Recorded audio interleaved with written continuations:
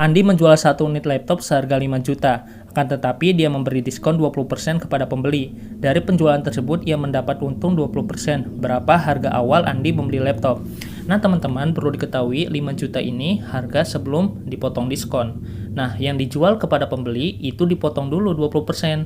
Berarti kan 80% jadinya yang dijual kepada pembeli. Nah, berarti 80% dari 5 juta. 80% itu 80 per 100. 80 per 100 dikali 5 juta.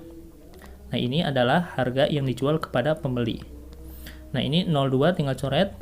Ya, tinggal coret. 80 kali 50 ribu. Berarti kan 4 juta. Nah, ini adalah harga yang dijual kepada pembeli. Nah, teman-teman, 4 juta ini, menjual 4 juta ini, dia mendapat untung 20%. Berapa harga awal dia beli? Nah, berarti kan kalau untung 20% kan jadi 120% dong. 120%. Dia itu dapat uangnya 120% dari pembelian awal. Nah, ya kan? Yang 100-nya modalnya, yang 20% adalah untungnya.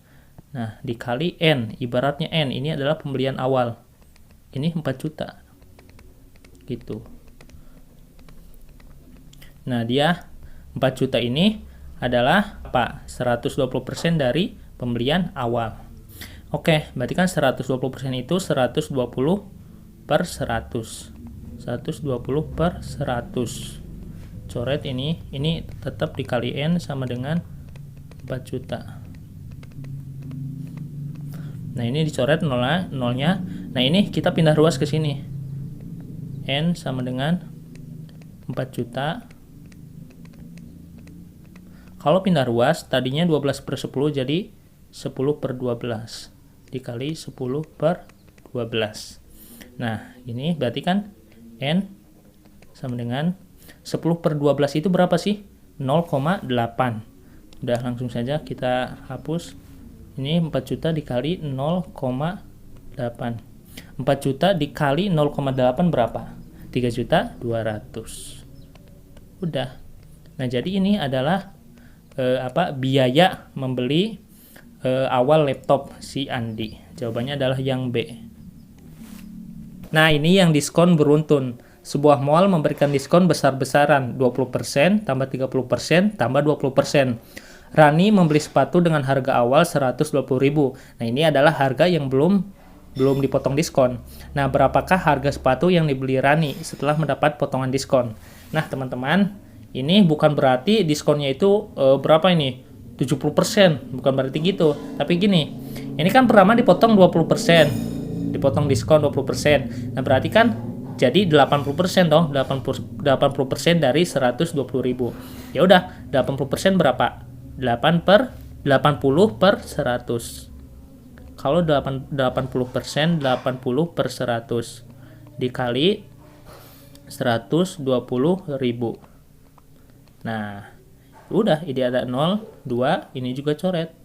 80 dikali berapa ini? 1.200. Berapa? 96.000.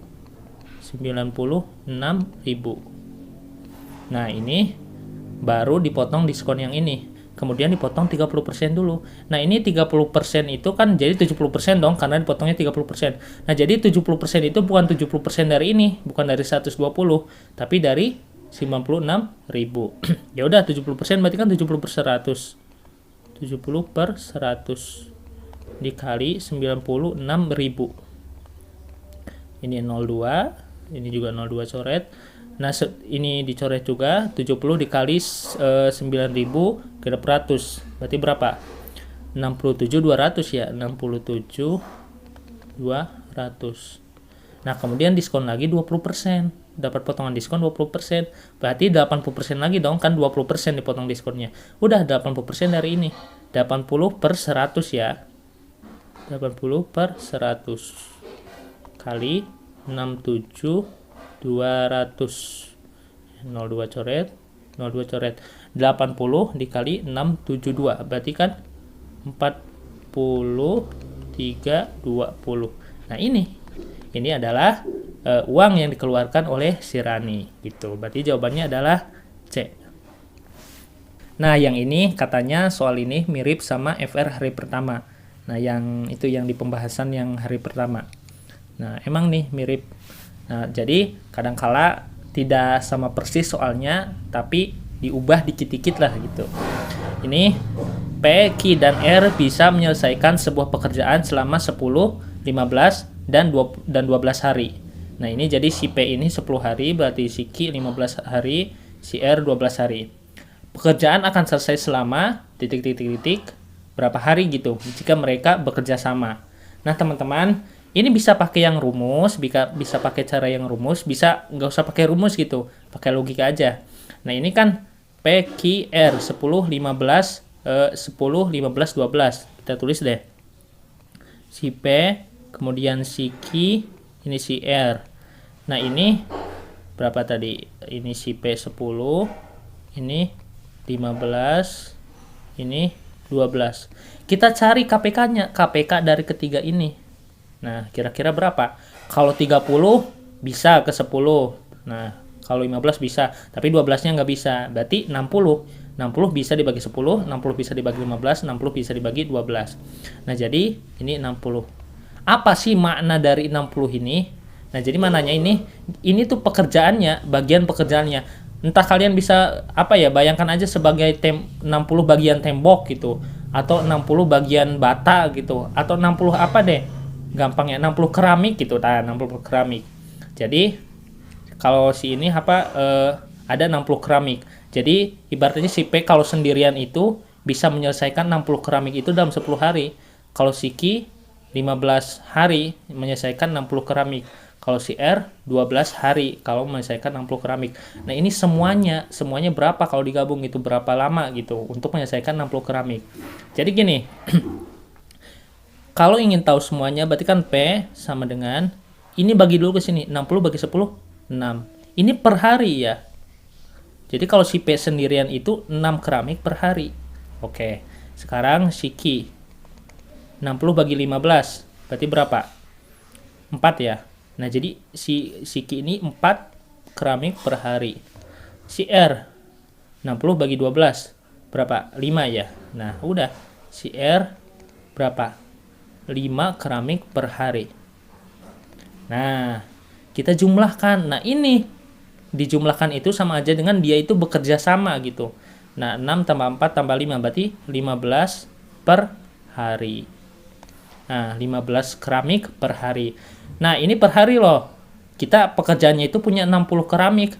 Berarti 15 ke 60 dikali berapa?